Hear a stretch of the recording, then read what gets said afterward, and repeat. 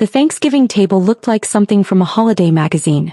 Every plate was perfectly arranged, candles flickered across the center, and the smell of roasted turkey filled the house.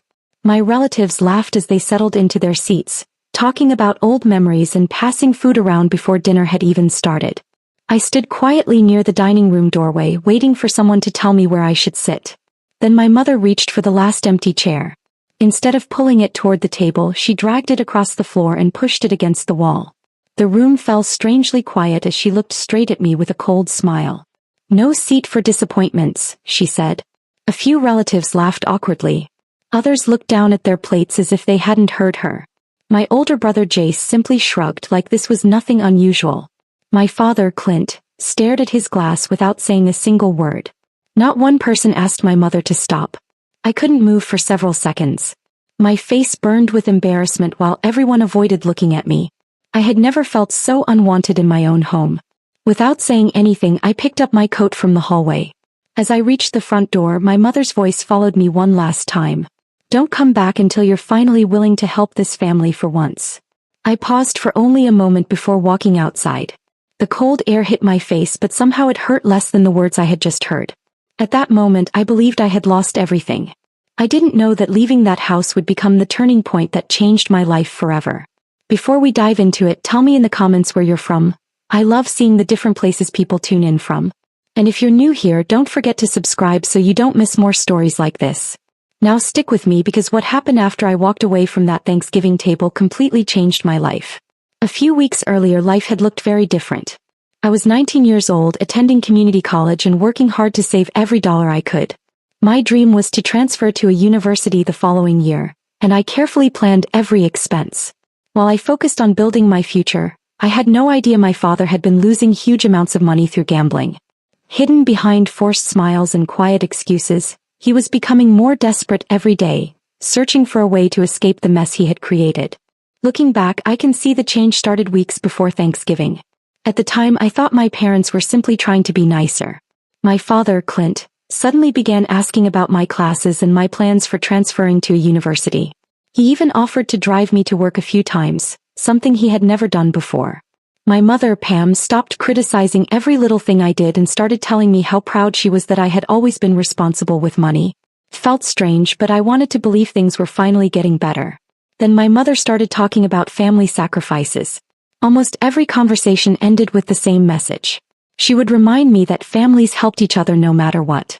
She said everyone had to give something when times became difficult. Whenever I asked what she meant, she smiled and changed the subject. A few days later, my parents asked me to sit down with them after dinner. My brother Jace was already waiting at the table with a serious expression.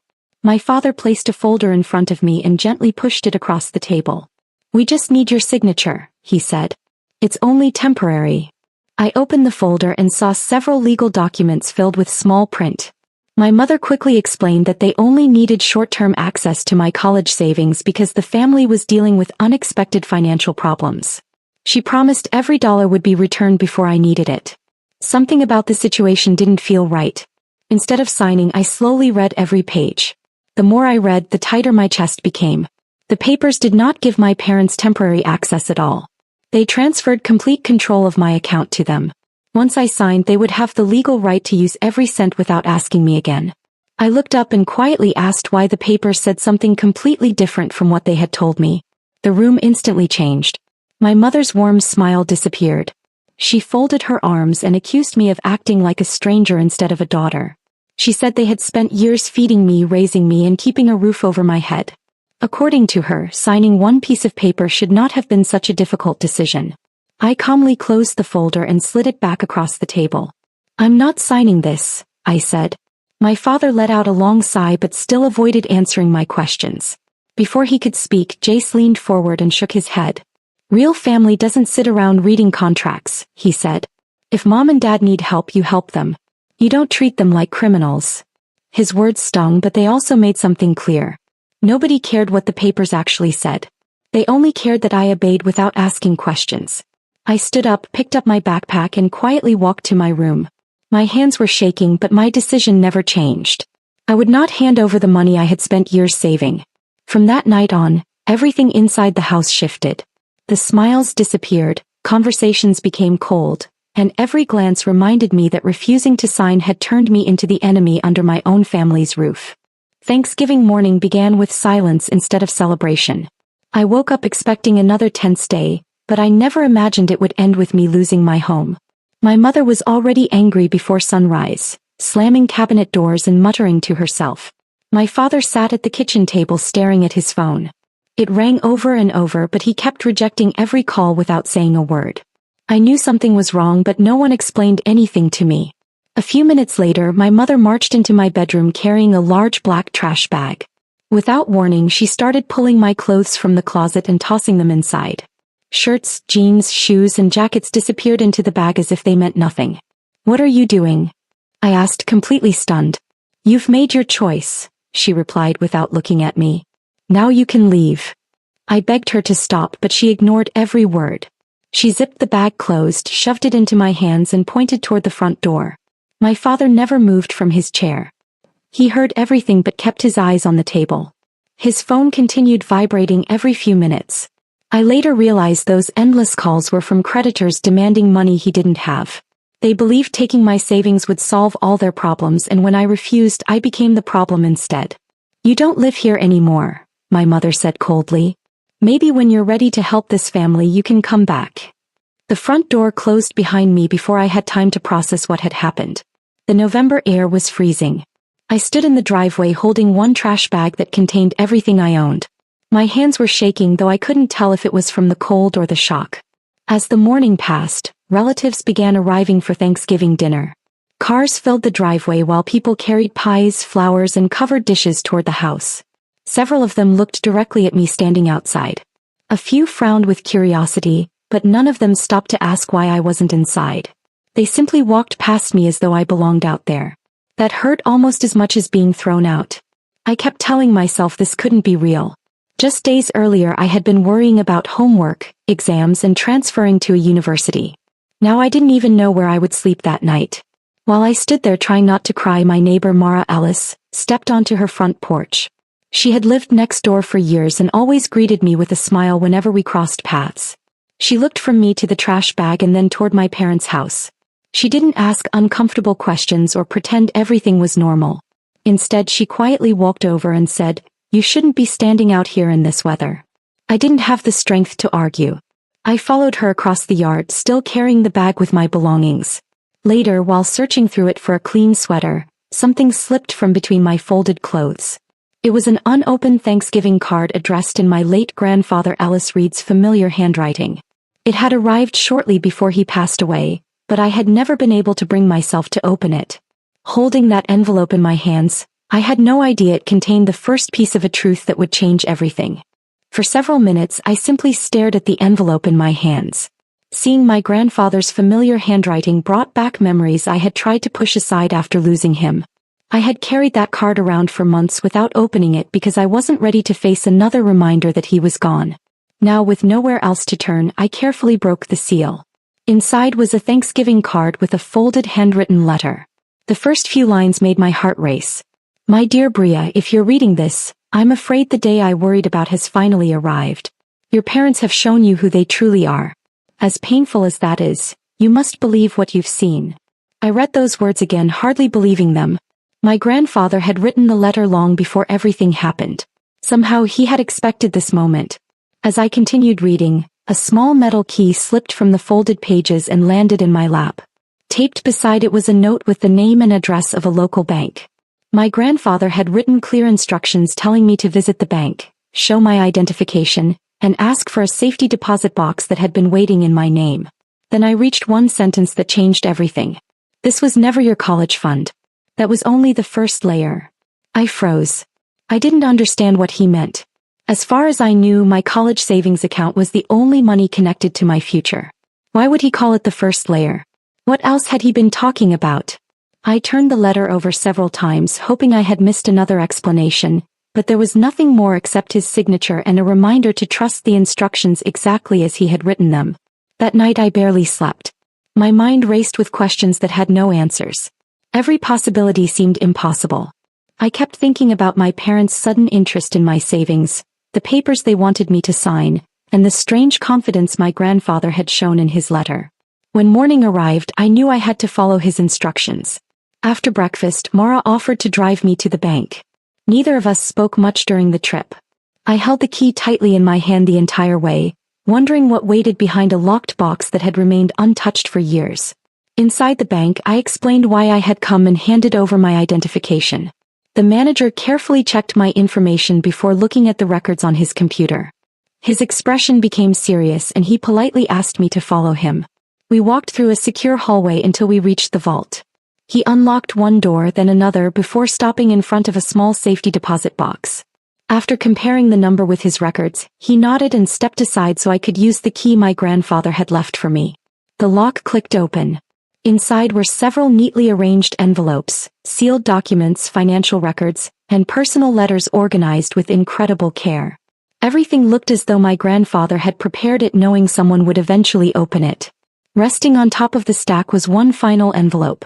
Across the front, in his unmistakable handwriting, were the words, "Read this before trusting anyone." At that moment, I realized my grandfather hadn't simply left me a letter. He had left me a plan. With trembling hands, I opened the envelope lying on top of the documents. My grandfather's handwriting filled several pages. Every sentence felt as though he were sitting beside me, speaking directly to me one last time. He explained that none of what I was about to discover had happened by accident. For years he had quietly watched my father's gambling grow worse. At first the losses were small, but they became larger until borrowing money turned into a habit. Whenever my father promised he had changed, the same pattern returned a few months later. My grandfather wanted to believe him, but he trusted actions more than promises. The next pages contained copies of records that shocked me.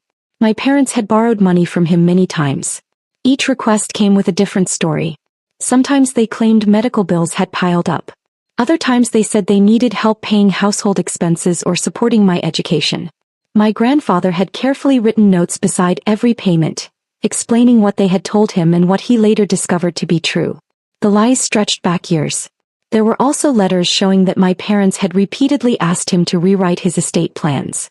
They insisted everything should be left directly to them because they knew what was best for the family. Every request had been refused. My grandfather had documented each conversation, including the dates and the reasons he believed they could not be trusted with his assets. As I continued reading, I finally understood why he had been so careful. He had never intended to leave everything in their hands. Instead, he worked with lawyers to place most of what he owned into legally protected trusts. Those trusts could not be touched by anyone except me, and only after I turned 19. Until then, everything remained safely protected exactly as he had planned. Then I found the paperwork connected to my college savings.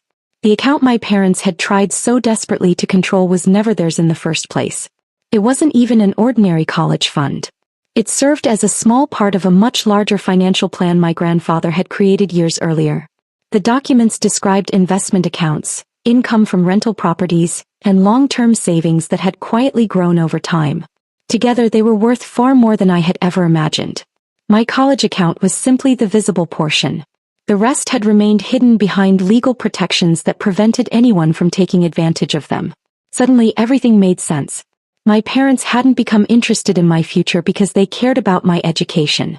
They wanted access to something they believed would solve their financial problems. They just didn't know the full truth. Near the end of the file, my grandfather left one final message. "If you're reading this, it means I was right to prepare for this day. I prayed I would be wrong, but I could not ignore what I saw. My greatest responsibility was not leaving you money. It was making sure nobody could take your future away." I lowered the papers and sat in complete silence.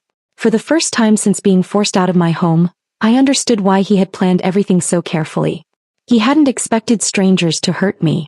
He had believed I would one day need protection from my own parents, and he had made sure that protection was already waiting long before I knew I needed it. The bank manager carefully organized the documents before looking at me.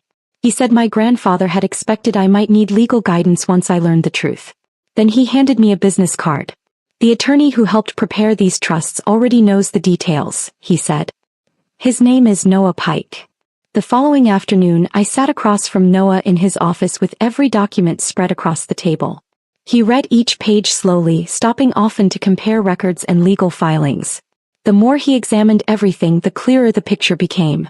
My grandfather had built strong legal protections around every part of the trust. Nothing had been left to chance. Noah opened another file and showed me something I had never expected to see.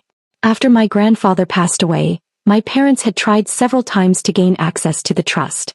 Each request had been formally submitted and reviewed. Every single one had been denied because they had no legal authority over the assets. There were letters explaining the decisions, copies of rejected applications, and official notices informing them that the trust could only be accessed according to my grandfather's instructions. So they already knew they couldn't touch it, I said quietly. Noah nodded. They've known for quite some time. That single sentence answered questions I had been asking myself for weeks. Their sudden kindness, the family talks, and the papers they wanted me to sign had never been about helping me. They were searching for another way around the legal barriers they couldn't break. Not long after leaving the office, my phone started ringing. It was my mother. I didn't answer. She called again. Then again. Soon voicemail notifications filled my phone. Her messages sounded completely different from the woman who had thrown me out of the house. She cried while saying she loved me. She insisted everything had been a misunderstanding. She claimed they only wanted to protect my future and begged me to come home so the family could talk. A few hours later, my father left a message of his own. His voice sounded exhausted. He admitted he had made mistakes and promised he would stop gambling.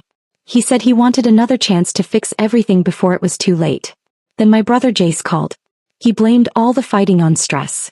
According to him, everyone had been under pressure and people sometimes said things they didn't mean.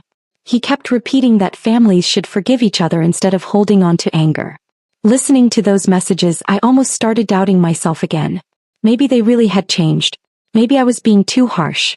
The next morning I shared the voicemails with Noah. After listening carefully, he placed his phone on the desk and looked directly at me.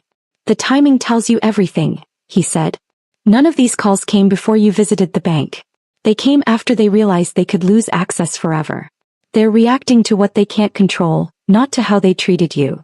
His words stayed with me long after I left his office. For years, guilt had followed me everywhere. I constantly wondered if I wasn't doing enough, giving enough, or sacrificing enough. Now for the first time I saw those feelings for what they really were. They hadn't been created by love. They had been created by years of manipulation. And once I finally recognized that truth, the guilt began to disappear, replaced by a clarity I had never felt before. Several weeks passed before my parents contacted me again. This time the message sounded different. They wanted the whole family to get together and put the past behind us. According to my mother, Thanksgiving had been filled with misunderstandings, and everyone deserved a chance to make peace before Christmas. I knew this gathering wasn't really about forgiveness. It was about control. Even so, I agreed to attend. I wasn't walking into that house alone. Noah came with me, along with the trust administrator who had managed my grandfather's estate exactly as he instructed. Every important document was neatly organized inside a briefcase. The moment I stepped through the front door, every conversation stopped. My relatives looked at me with curiosity. Some offered polite smiles while others simply watched without saying a word. My parents acted as though nothing unusual had happened. After everyone settled into the living room, my mother stood and cleared her throat. She looked around the room with tears in her eyes. "I don't know why Bria abandoned us," she said. "We were struggling, and instead of standing beside her family, she walked away when we needed her the most." Several relatives nodded. A few looked at me with disappointment. Before anyone could respond, Noah calmly stood up. "I believe everyone should hear the complete story," he said. He placed several official documents on the table where everyone could see them. One by one, he explained exactly how my grandfather had arranged his estate years before his death. He showed the trust agreements, legal records, and written instructions proving that everything had been carefully protected according to my grandfather's wishes. Then he unfolded a handwritten letter. It was from my grandfather. In that letter, he explained why he had created the trust. He described his concerns about my father's gambling, repeated financial problems, and the pressure he feared I would someday face. The room became completely silent. Noah continued presenting records showing that my parents had tried multiple times to gain access to the trust after my grandfather passed away. Every request had been rejected because they had no legal right to control those assets. He also explained that the papers they wanted me to sign would have transferred authority over my protected account to them. Gasps spread through the room. For the first time, everyone understood why I had refused. My father tried to interrupt several times, insisting there had been mistakes and misunderstandings, but the financial records spoke for themselves. Notices from banks, unpaid debts, and official documents revealed how serious his gambling losses had become. No explanation could erase the evidence. The relatives who had once blamed me slowly turned toward my parents instead. Questions filled the room. When did this start? Why didn't you tell anyone? You really asked her to sign those papers? No one asked me why I had left anymore. They already knew. My mother struggled to answer as every excuse fell apart under the weight of the documents sitting on the table. My father lowered his head without saying another word. The same people who had laughed while I stood without a chair on Thanksgiving now couldn't even meet my eyes. Noah quietly gathered the papers after everyone had seen them. There was nothing else to prove. The truth had finally reached the people who needed to hear it, and the family that once judged me in silence now sat together in complete silence for an entirely different reason. After that family gathering, everything changed. The truth was no longer hidden behind excuses or false stories. My parents could no longer blame me for the problems they had created because everyone knew what had really happened. My father's financial situation became impossible to ignore. The creditors who had spent months calling him continued demanding payment. Letters arrived almost every week, and there was no protected account left for him to chase. The money he believed would solve everything had never belonged to him, and there was no legal way to reach it. For years he had hoped someone else would rescue him from the consequences of his gambling. Now he had to face those consequences himself. My mother also discovered that appearances could only hide the truth for so long. She had always taken pride in showing off expensive jewelry, designer handbags, and furniture she loved talking about whenever guests visited. One by one those things disappeared. Some were sold to help cover unpaid bills. Others went to settle debts that could no longer be delayed. The lifestyle she had worked so hard to display slowly disappeared, replaced by the reality she had spent years trying to avoid. Jace struggled with everything he had learned. Growing up, he had believed every story our parents told him. He honestly thought I was selfish because that was what he had heard for years. After seeing the documents and learning the truth, he realized how much had been hidden from him. One afternoon he called to apologize. He admitted he should have listened instead of judging me. He couldn't change the past, but he accepted that our parents had manipulated both of us in different ways. Not long afterward he moved out and started building a life on his own. As for me, I finally focused on the future instead of constantly defending myself. My grandfather had worked so hard to protect my education, and I refused to let his efforts go to waste. I completed my transfer to the university I had dreamed about for years and paid my tuition through the trust exactly as he intended. Every class reminded me why he had believed in me even when I struggled to believe in myself. There was one more thing I wanted to do. When I had nowhere to go, Mara opened her door without asking for anything in return. She gave me warmth, safety, and dignity on the worst day of my life. Her home had needed repairs for years, but she always placed other people's needs before her own. Using a small portion of the trust, I arranged to have the roof repaired, the broken porch rebuilt, and several other problems fixed around the house. She tried to refuse at first, but I simply smiled. "You helped me when I had nothing," I told her. "Please let me do this." She hugged me with tears in her eyes. As my life slowly moved forward, my parents were left to deal with the choices they had made. No hidden money appeared to save them.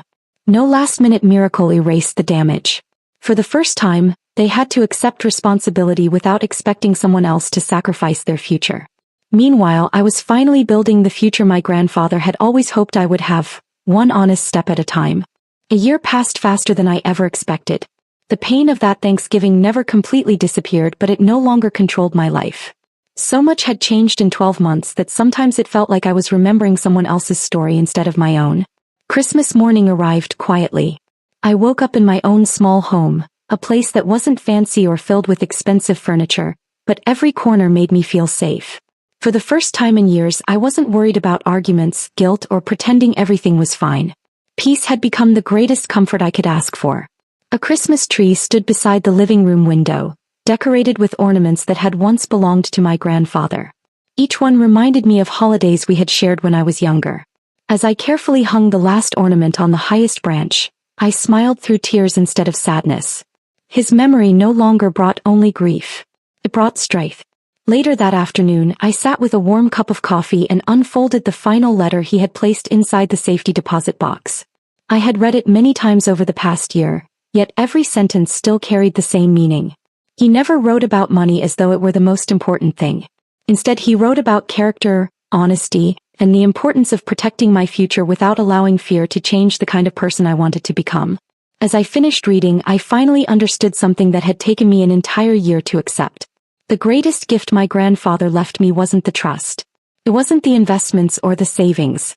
It was knowing that at least one person believed in me so completely that he prepared for the day everyone else might turn against me. Even after he was gone, his love continued protecting me through every decision he had made. That realization meant more than anything sitting in a bank account. Just as I placed the letter back into its envelope, someone knocked on my front door. Waiting outside was a delivery driver holding a small package addressed to me. There was no return address.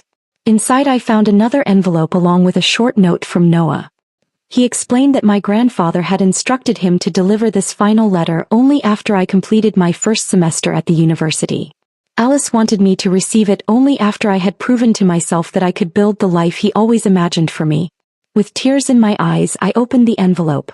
His handwriting greeted me one last time.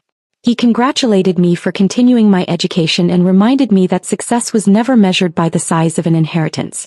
According to him, true wealth came from having the freedom to make choices without fear, to help others without expecting anything in return, and to recognize the difference between kindness and allowing people to take advantage of it. His final words stayed with me long after I finished reading. He hoped I would always keep my heart open, but never hand my future to people who refused to value it. I carefully folded the letter and placed it beside the others. Outside, Christmas lights covered the neighborhood. Inside my little home, I finally felt something I hadn't experienced in a very long time. I felt completely at peace. The following Thanksgiving arrived with a feeling I never thought I would experience again. Instead of waking up with anxiety, I woke up excited to welcome people into my own home. The house wasn't large, but every room was filled with warmth, laughter, and the comforting smell of food cooking in the kitchen. This dinner wasn't about pretending to be a perfect family. It was about sharing a meal with people who had shown me genuine kindness. As I finished setting the table, I carefully placed a small card with each guest's name beside every plate. Mara smiled when she saw hers. Noah laughed and joked that he had never received a reserved seat at Thanksgiving before. Close friends and kind neighbors who had become part of my life over the past year slowly filled the house with conversation and happiness. This time no one had to wonder where they belonged. Every chair was waiting for someone. Before anyone sat down, I carried one final place setting to the table. Beside my own chair, I gently placed an old photograph of my grandfather, Ellis Reed. The picture showed him wearing the same warm smile I remembered from childhood. I rested the frame against the empty plate and stood quietly for a moment. No words could fully express what he had given me. He hadn't simply protected my future with legal documents or financial planning. He had protected my hope. Long before I understood the battles waiting ahead, he had made sure I would never face them without a way forward. The room grew silent as everyone looked toward the photograph. Then we all took our seats. As dinner began, stories were shared, laughter filled the house, and for the first time in many years, Thanksgiving felt exactly as it should. There was no fear of saying the wrong thing, no pressure to earn a place at the table, and no conditions attached to anyone's love or acceptance. At that same moment across town, my parents were spending Thanksgiving in a very different way. The house that had once been filled with relatives had become painfully quiet. The people they had tried so hard to impress were no longer gathering around their table. The daughter they had pushed away wasn't missing because she had refused to help. She was gone because they had spent years treating her as though she never truly belonged. No amount of regret could erase that truth. As I looked around my own table, I realized every person there had chosen to be part of my life, just as I had chosen them. Those relationships had been built on honesty, respect, and kindness instead of guilt or obligation. I thought back to the moment my mother dragged my chair away and told me there was no seat for disappointments. At the time, those words had broken my heart. Now they no longer had any power over me. I finally understood what my grandfather had wanted me to discover all along. I was never the disappointment. I had simply been trying to find a place at the wrong table. Surrounded by people who truly cared, I smiled, gave thanks for the life I had rebuilt, and realized that my seat had been waiting for me all along.